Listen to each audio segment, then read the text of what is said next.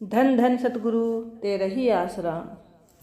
एक समय की बात है, एक नाम लेवा सत्संगी परिवार की लड़की की शादी किसी गैर सत्संगी धनाढ्य परिवार में हो गई। वैसे तो परिवार में हर दुनियावी सुख, हर वस्तु और हर आराम उपलब्ध था, हर मौज थी, लेकिन ईश्वर प्रभु के नाम सत्संग के बिना असल खुशी नहीं थी। लड़की को वहाँ पर रहते हुए 6 महीने बीत गए थे। इस दौरान वह लड़का, उसका पति तो सत्संग में आ गया था और नामदान भी उसे मिल गया था, लेकिन उस लड़की के सास ससुर सत्संग में नहीं आते थे। अचानक एक दिन उनके घर पर एक साधु भिक्षा मांगने के लिए आया। वह लड़की ही साधु को भिक्षा देने के लिए दरवाजे पर गई। वह साधु पवित्र विचारों वाला एक सच्चा व्यक्ति था। अपनी झोली में भिक्षा डलवाने से पहले उसने उस लड़की से 3-4 प्रश्न पूछे, जो इस प्रकार हैं। प्रश्न 1, बेटा आपकी आयु कितने वर्ष की है? उत्तर, महात्मा जी मैं तो केवल अभी 2 वर्ष की ही हुई हूँ।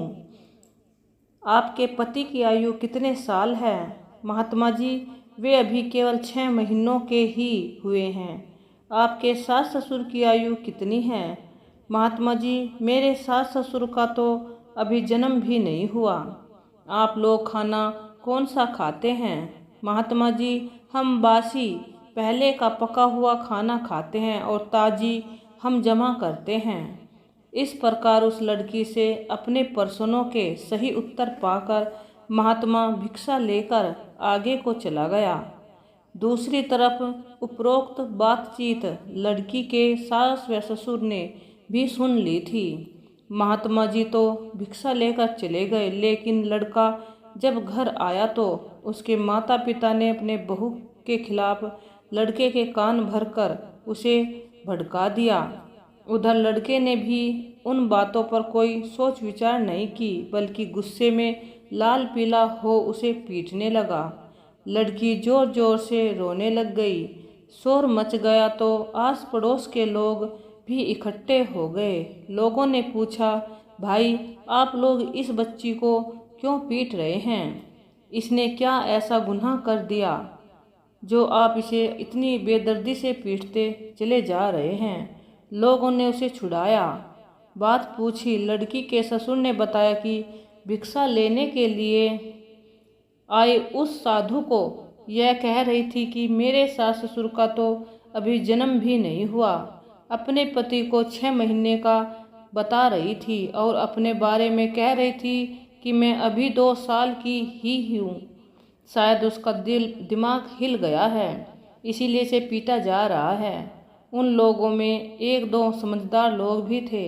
उन्होंने सोचा कि सच्चाई तो कोई और ही है, इन बातों में अवश्य कोई भेद हो सकता है। इसीलिए उन्होंने उस साधु महात्मा जी को बुला लिया। वे महात्मा जी अभी अधिक दूर नहीं गए थे। महात्मा जी के आने पर लड़की के सास ससुर ने सभी के बीच में खड़े होकर उससे उपरोक्त चारों बातों के बारे में पूछा। इस पर महात्मा जी ने उन सब की शंका दूर करते हुए असलियत को समझाया कि यह लड़की सत्संगी गुरुमुख परिवार में से है, पूर्ण रूहानी महापुरुषों का सत्संग करती है और ईश्वर प्रभु को याद करती है। नाम दान लिए और सत्संग करते इसे 2 साल हो गए हैं, क्योंकि सतगुरु पूर्ण संत महापुरुषों की शरण में आने पर और गुरु मंत्र लेने से एक तरह से इंसान का नया जन्म होता है, उसे एक नई रूहानी जिंदगी प्राप्त होती है। इसीलिए इसने अपने आयु 2 साल की बताई है। लड़का लड़की का पति अभी केवल 6 महीने से ही सत्संग में जाने लगा है। इसे नाम दान लिए केवल 6 महीने ही हुए हैं।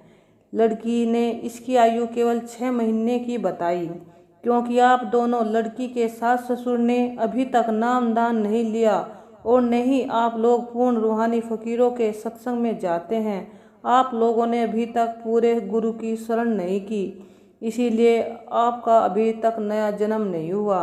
बासी और ताजी रोटी खाने वाली बात के राज को प्रकट करते हुए साधु ने कहा कि हर इंसान अपने पिछले जन्म का बोया हुआ ही काटता है।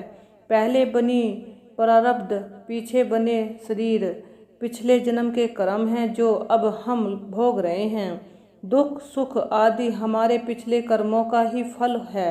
यह बासी खाना है जो हम खा रहे हैं, अपने उन्हीं कर्मों का खा या लेन देन कर रहे हैं। इस वर्तमान जन्म में जो भी हम अच्छे या बुरे कर्म कर रहे हैं, ये ताज़ा कर्म हम अपने अगले जन्म के लिए जमा कर रहे हैं। इस लड़की ने बासी व ताज़ा खाने का रहस्य यही बताया है। महात्मा जी की बात सुनकर, वास्तविकता को जानकर उन लोगों की आंखें खुल गई, सबकी तसल्ली हो गई। यह कहकर महात्मा जी उसी समय पूरे सम्मान सहित वहां से चले गए। लड़की के ससुर की सब शंकाएं तब तक दूर हो चुकी थी। वह अपने आप से बहुत शर्मिंदा था कि मैंने अपनी बहू पर बिना सोचे समझे भारी अत्याचार किया। अपने किए पर पश्चाताप करते हुए उसने अपनी बहू से क्षमा मांगी कि बेटी, हमें क्षमा कर देना, हमने तुम्हें जो कष्ट पहुंचाया है, हम बहुत शर्मिंदा हैं। उनके दिल में अपनी बहू के प्रति सत्कार सम्मान भी पैदा हो गया। उसी दिन से उन्होंने भी सत्संग में जाना शुरू कर दिया। मुर्शिद कामिल पूजनीय गुरु जी से नामदान प्राप्त कर सत्संगी प्रेमी बन गए। इस प्रकार उस पूरे परिवार पर भी मालिक प्रभु की रहमत दया मेहर हो गई। सब लोग बहुत प्रेम प्यार व सत्कार से रहने लगे।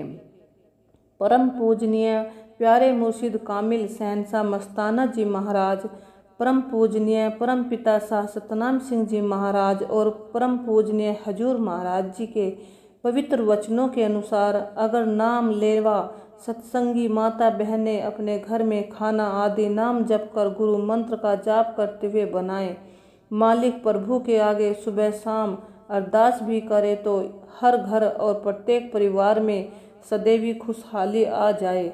मालिक के सच्चे नाम सच्ची अरदास में बहुत ही महान शक्ति है। बीमारी गरीबी परेशानी सब दूर हो जाती हैं। परिवार में मालिक का प्रेम समा जाता है। जहाँ मालिक का प्रेम है वहाँ सब बरकतें अपने आप ही आ जाती हैं। जैसा खावे अन्न वैसा होवे मन। जरूरत है अपने सच्चे सतगुरु मुर्शिद के वचनों पर अमल करने की।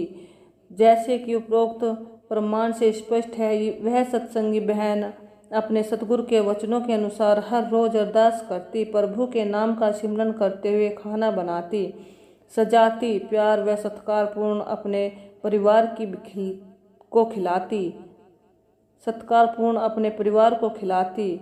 उस परिवार पर मालिक की दया मेहर रहमत हुई। लड़की के सास ससुर जी पहले सत्संग में नहीं जाते थे, नामदान नहीं लेते थे। मालिक की अरदास व नाम जप का तैयार किए भोजन का इतना प्रभाव हुआ कि उन्होंने नाम ले लिया और अपने बहू बेटे के साथ सत्संग में आने लगे। घर में मालिक प्रभु का भरपूर प्रेम बस गया। धन धन सतगुरु तेरा ही आसरा।